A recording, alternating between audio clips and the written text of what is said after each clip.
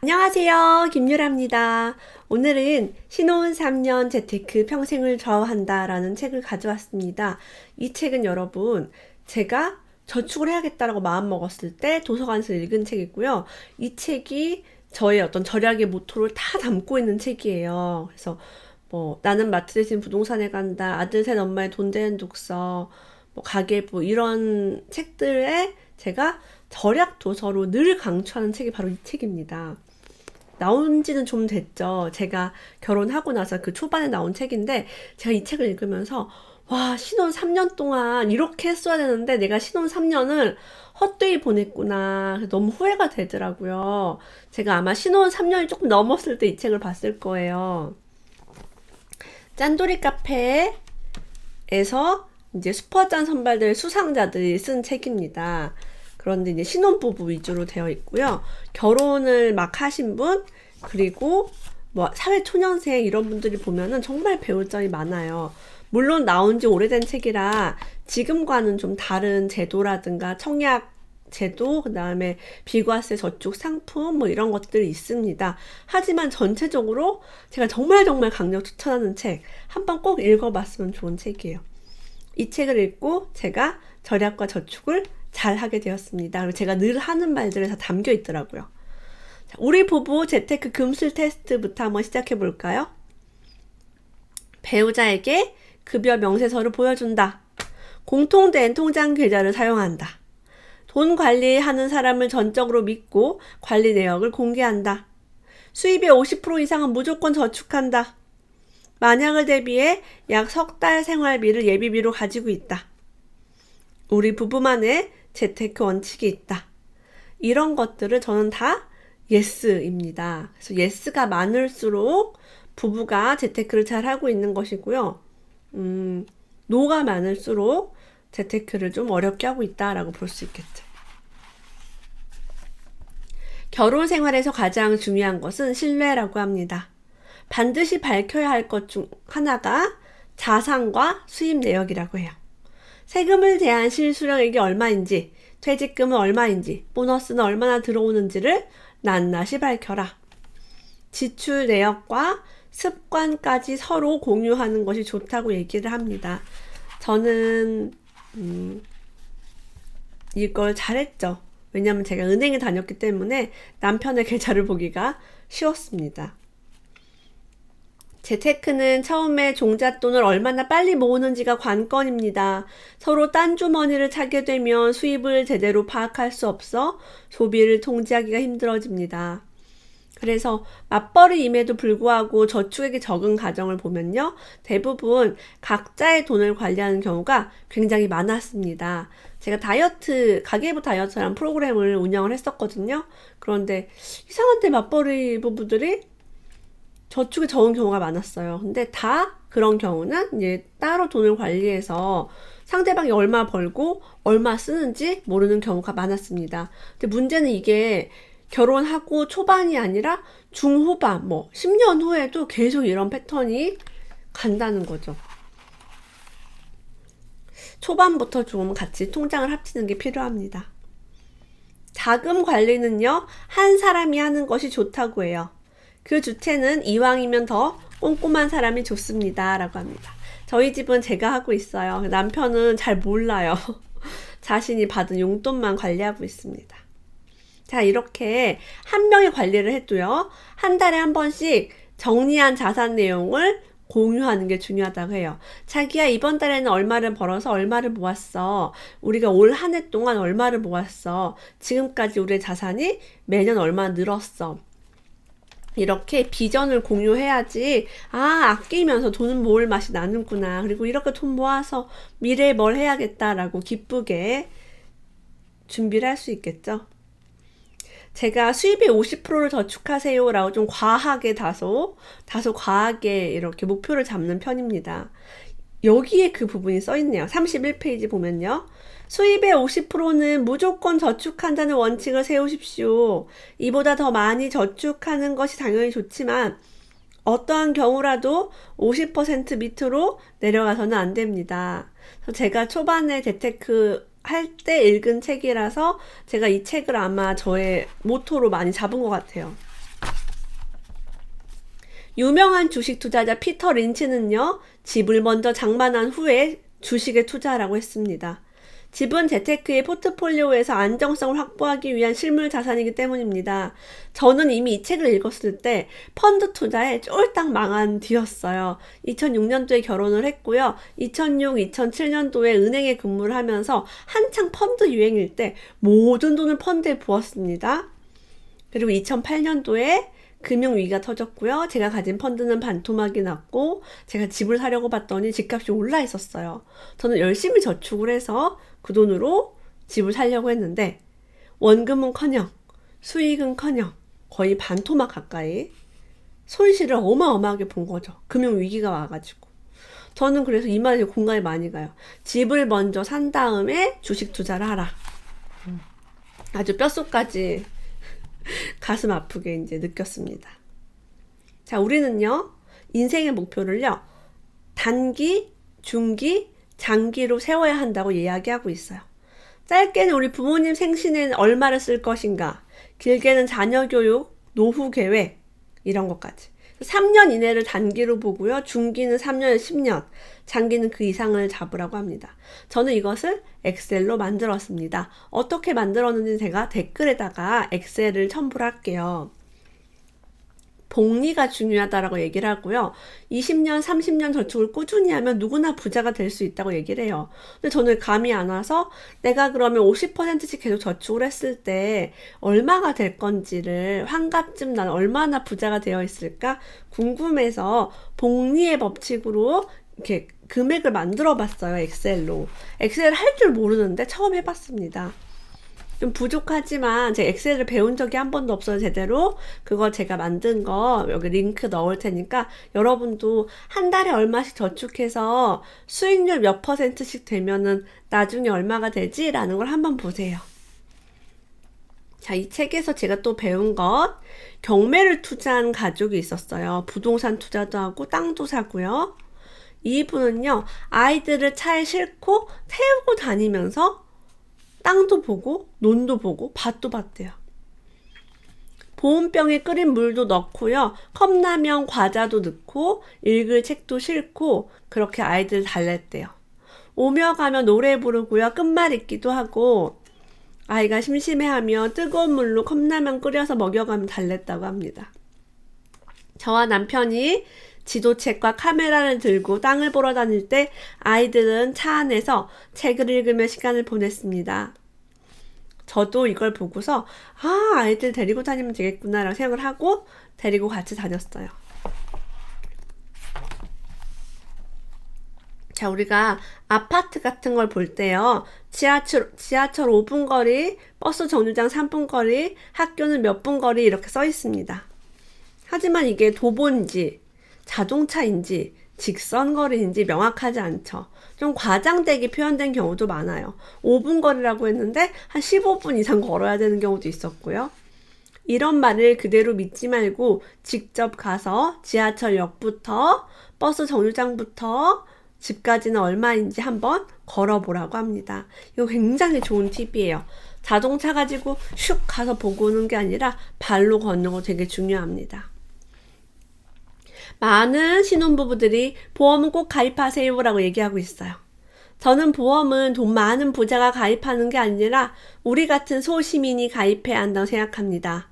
부자들은 사고가 나거나 질병이 생기더라도 돈 때문에 치료를 못 받거나 하는 일은 없지만 가난한 사람들은 치료비가 부담되어서 치료를 제대로 못 받는 경우가 있으니까요. 저는 주위 사람들에게 밥 먹고 살만하면 보험은 꼭 가입하라고 권유합니다. 제가 이거 2008년도, 9년도 그때 나왔을 때 막 봤는데요. 그때는 이 부분이 눈에 안 들어왔어요. 근데 이번에 새로 보니까 너무 가슴이 아픈 거예요. 잘 들어보세요. 딸이 2학년 때 넘어져서 유치를 다친 적이 있대요. 그때는 골절 진단비가 나오는 줄 모르고 청구를 안 했다고 합니다. 보통 여러분 어린이 보험 골절 진단비 한 50만 원 이렇게 책정돼 있거든요. 하지만 그건 이제 청구할 수 없습니다. 보험금 소멸시효는 사고가 발생한 날로부터 2년이거든요. 치과에 진료받은 기록이 남아있지만 소멸시효가 지나버렸으니 돼 있어요. 우리 아이가 유치가 2번에 다쳤어요. 한 번은 집에서 어디 부딪혀가지고 이가 완전히 부러졌고요. 그리고 어린이집 유치원에서 비눗방울 잡으러 뛰다가 벤치에 여기를 부딪혀가지고 완전 잇몸에 막 피가 철철 나서 이가 완전히 망가졌었거든요. 앞니 2개가. 그래서 아기가 이가 없었어요. 저희 아기는. 되게 속상했었거든요. 아주 아기 때부터 위에가 없으니까. 지금은 이제 다 이가 났습니다. 근데 골절 진단비가 나오는 줄 몰랐어요. 나도. 혹시 이 영상 보시는 분 있으면 애기들 이 되게 많이 다치거든요. 은근히. 한번 요거 잘 이런 적이 있는가 잘 한번 보세요. 자, 그리고 전업주부가 하는 아르바이트로 상품권이나 이렇게 응모하는 걸 많이 권유하셨어요. 저도 사실은 뭐 공짜로 뭐 준다고 하면은 집에 앉아서 많이 했거든요. 아이디어나 의견이 있으면 백화점, 마트, 생활용품 회사, 구청, 동사무소 등등 막 뭘 보냈대요. 새로운 아이디어, 뭐 이게 불편합니다. 뭐 이렇게 개선했으면 좋겠습니다. 하니까 상품권 같은 게 답례로 돌아왔다고 합니다. 근데 이런 것이 되게 많았대요. 생활용품 회사에서는 세제, 식품, 상품 구매권 이런 게 왔고요. 그 어디 경품 응모하는 것보다 아이디어를 보냈을 때 훨씬 더 선물이 많이 왔다고 합니다. 좌담회나 설문조사도 좋다고 얘기해요. 저도 이런 거 이제 많이 해봤죠. 찾아서. 남편이랑 저랑. 전화로 설문조사하면 뭐 10,000원 주고 이런 것도 있었고요. 이런 아르바이트 있는 카페 같은 게 있어요. 나라에서 정기적으로 실시하는 인구조사, 사업체 조사 등에서도 조사원으로 일을 했다고 합니다. 제가 이렇게 책을 내게 된 것도 짠돌이 카페 덕분입니다. 짠돌이 카페에 한 달에 10만원 살기 게시판에 가계부며 절약하는 얘기, 가족들 얘기를 올리다가 경매 얘기도 올리게 되었습니다. 지금 이런 패턴이 저랑 너무 비슷하죠. 저도 이 책을 보고 짠돌이 카페 활동을 했고 거기에서 매일 가계부를 올리고 월말 결산하고 연말 결산하고 그러다가 대회가 열려서 대회에 응모를 했고 당첨이 됐고 책을 냈고 패턴이 똑같아요. 이게 매년 반복이 됩니다. 저는 사실은 이런 책의 선배들을 그냥 따라했을 뿐이에요. 특별한 게 없죠. 이렇게 책을 읽고 실천을 하면 누구나 이 길을 갈 수 있습니다. 생필품을 살 때는요, 평소에 물건 목록을 휴대전화에 저장해 두었다가 한 달에 한 번 정도 대형마트 가서 산다고 합니다. 언제 가면 좋아요? 마트가 문을 닫는 날, 전날, 저녁에 가면 이제 재고 상품이라든가 유효기간이 다 된 것들이 굉장히 많습니다. 하지만 생선이나 육류, 과일, 채소는 항상 재래시장을 이용한다고 해요. 저도 이런 신선 제품은 농수산시장을 재래시장을 이용합니다. 뭘 가지고요? 온누리 상품권을 가지고 5%에서 10% 할인받아서 구입을 합니다. 아이들이 어렸을 때는요, 엄마가 만들어준 게 세상에서 제일 맛있다고 해요. 하지만 좀 크면 주문을 해서 먹고 싶어 합니다. 여기서 얻은 결론은 헌 옷을 입혀도 모르고 집에서 엄마가 만들어주는 음식이 제일 맛있다고 할 때, 즉 아이들이 어릴 때 부지런히 돈을 모아야 한다고 해요. 저도 이거 읽고서 그래 지금이야 이러고 배달 안 시켜 먹고 피자도 만들어 먹고 뭐 배고프다고 하면 계속 밥 만들어 주면서 전업주부 생활을 보냈죠. 신혼 때 꼭 가입해야 하는 금융상품으로는 청약저축 그리고 만일의 사고나 질병으로부터 도움을 줄 수 있는 보험 이 2가지를 지금 계속 많은 분들이 강조하고 있어요.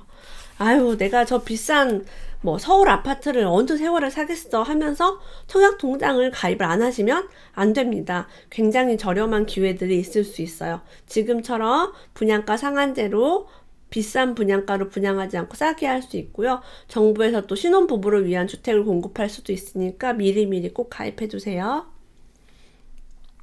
그리고 모든 짠돌이들은 이렇게 얘기하고 있어요. 가계부를 꾸준히 쓰고 뒤돌아보자. 자, 가계부를 쓰기만 하면 안 되고요. 쓰고 나서 점검을 해야 돼요. 아, 이번 달 좀 많이 썼구나. 아, 이건 좀 괜히 샀네. 아, 이때 외식이 너무 과했어. 라고 반성을 하는 게 중요합니다. 이렇게 가계부를 쓰면서 지출 내역을 들여다보면요. 조금이라도 아껴 쓰려는 마음이 생겨요. CMA나 MMF 통장 돈을 넣어 놓으면 하루라도 이자가 붙는 통장이죠. 왔다 갔다 할 수 있고요. 그리고 뭐 국채, 공채에 투자를 하기 때문에 이자가 약간 높아요. 그래서 2개월, 3개월 정도 쓸 생활비를 그런 곳에 적립하는 게 필요하다고 얘기를 합니다. 맞벌이의 경우는요. 한 사람의 소득은 모두 저축하라라고 강조를 해요. 저는 맞벌이가 아니라 외벌이였어요. 그래서 이걸 봤을 때 와, 맞벌이는 수입도 많은데 절반이 저축을 하는구나. 나는 외벌인데 외벌이의 50%는 해야 하지 않을까라는 생각으로 250만 원 중에 125만 원을 저축을 하게 되었습니다. 그런 모든 노하우는 제가 직접 쓴 책 내 집 마련 가계부 매년 발간이 되고 있어요. 한국경제신문사에서 여러분이 온라인 서점에서 구입하실 수가 있고요.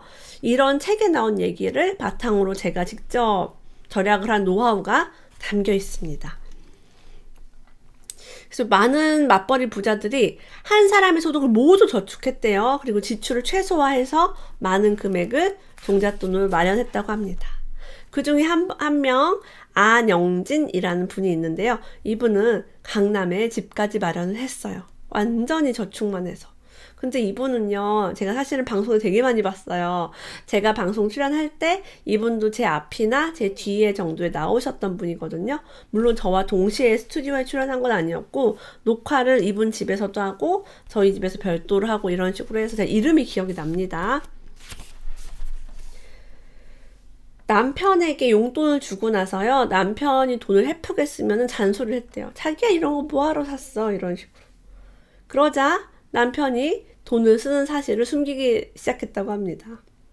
남편이 제게 거짓말 한다는 걸 우연히 알고 저는 충격을 받았습니다. 내가 화를 내면 남편이 더 숨기겠구나 라고 생각을 하고요. 그 이후로 남편에게 잔소리하지 않았대요. 우리가 아이나 남편에게 용돈을 줘요. 근데 솔직히 말하면 아주 큰 돈을 주진 않죠. 절약을 해야 되니까 아주 적은 돈밖에 줄 수가 없어요. 근데 요만큼 주면서 출처를 밝혀라. 여기다 왜 썼냐 라고 구박을 하면 스트레스를 받아요. 그래서 저는 남편이나 아이에게 준 용돈은 터치를 하지 않는 게 원칙이라고 생각합니다. 만약에 남편이 여러분에게 한 달에 30만 원만 생활비를 써 혹은 한 달에 50만 원만 식비를 써봐 라고 해놓고 어디에 지출했는지를 사사건건 시비를 건다면 얼마나 짜증이 나겠어요. 한 달에 막 몇백씩 주면서 이렇게 잔소리하면은 괜찮은데 그게 아닐 거예요.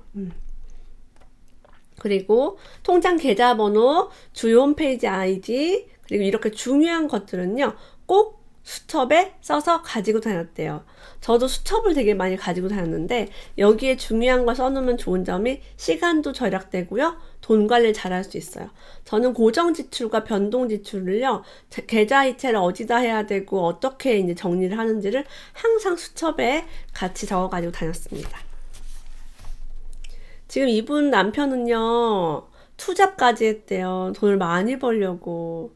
매일 밤마다 새벽 1시 이후에 잠이 들었다고 합니다. 남편은 부업 때문에 너무 피곤했고요. 주말엔 낮잠을 많이 자야 했다고 해요. 이렇게 잠도 못 자면서 번 돈이라서 더 아껴야겠다는 생각이 들었대요. 한 달 쓰고 남는 돈이 있으면 몇만 원이라도 저축을 했다고 합니다. 이렇게 아껴서 결혼 8년 만에 드디어 종잣돈 1억을 모았어요. 이때 이분이 돈을 모았던 시기가 IMF 이후에 그 다음에 금융위기 이전에 아주 10년 전 훨씬 전 얘기니까 그 당시에 1억은 지금보다 훨씬 큰 돈이죠. 근데 열심히 모아서 1억을 모았고 그 이후에 펀드 요런 게 이제 2006년, 7년도에 좋았으니까 이 책이 2008년도에 나왔어요. 그러니까 2006년, 7년도에는 금융위기 오기 전에 펀드가 많이 올랐죠. 1억 모은 돈이 고 2년 사이에 1억 6천이 되었대요. 하지만 재테크를 해서 큰 돈을 모았다는 기쁨도 잠시 집을 살 돈으로는 넉넉하지 않다는 것을 알고 시리에 빠졌다고 합니다. 집은 왜 빚을 지고 사라는 말이 왜 나왔는지를 실감한 때입니다. 집 살 돈을 다 모으고 사는 것은 무모하기도 하고 참 힘든 일입니다. 내 돈이 모이는 속도보다 집값이 더 빨리 오르니까요. 조금 무리하더라도 빚을 지고 집을 사야 덜 손해보는 것 같습니다. 월세만 살던 이분이 강남에 집을 마련하게 된 스토리가 있어요. 이 안에는 여러분 저축 절약뿐만 아니라 부동산 이야기가 은근히 있어서 되게 재밌습니다.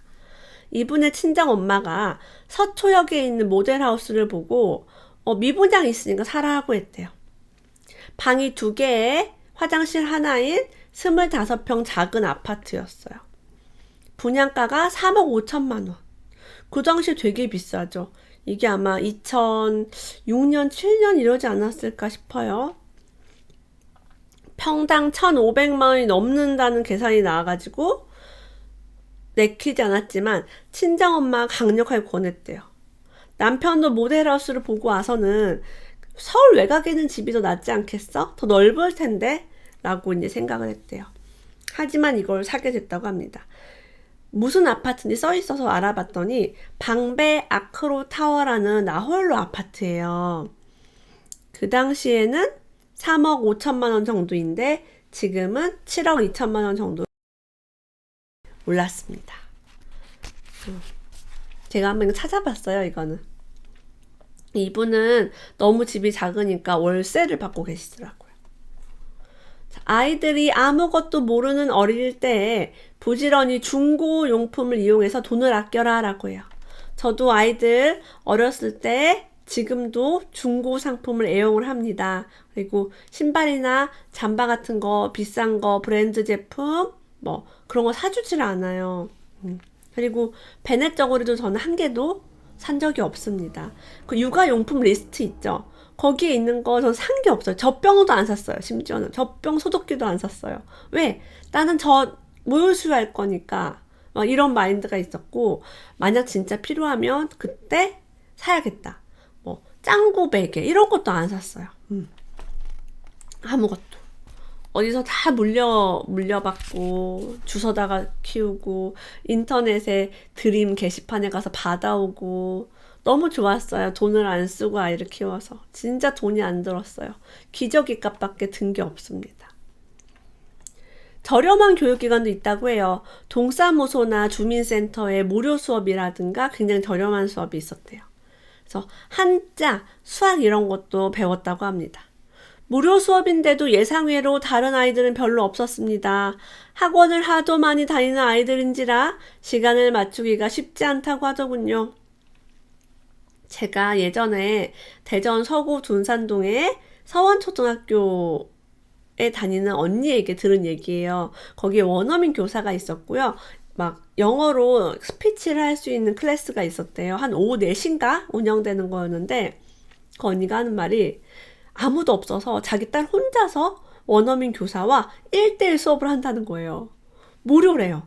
무료인데 아이들이 다 학원 스케줄 때문에 가지 않는다는 거예요. 그래서 너무 좋다고 왜 사람들이 이런 걸 안 하는지 모르겠다고 하더라고요. 자기 딸은 봉사 받다고. 그래서 실제 이런 게 되게 많습니다. 저도 지금 저희 아이들이 공부에 관련된 거는 사교육을 따로 하지 않아요. 피아노랑 축구 이런 것만 사교육하고 있고요. 영어 이런 거는 학교에서 방과후 교실 무료로 하는 거 그런 거 이용하고 있습니다. 부자들은요 여러분 이런 특징이 있어요. 이자가 붙었다고 오늘 외식하자, 보너스가 들어왔다고 오늘 옷 사입자 이런 게 없어요.